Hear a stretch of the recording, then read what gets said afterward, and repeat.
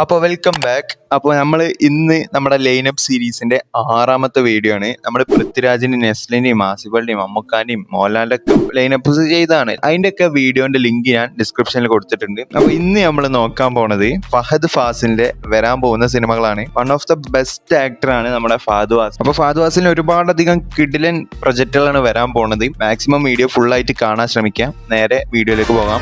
അപ്പോൾ ആദ്യം നമുക്ക് ഫാഫയുടെ മുന്നത്തെ പടങ്ങൾ നോക്കാം. ഇറങ്ങിയ ഫിലിംസ് ഏതൊക്കെ നോക്കാം. പുഷ്പ 2 ആയാലും മാരീസൻ, പാട്രിയോട്ട്, ധൂമം, അതേപോലെ ഓടും കുതിര ചാടും കുതിര, ബോഗൻ വില്ല.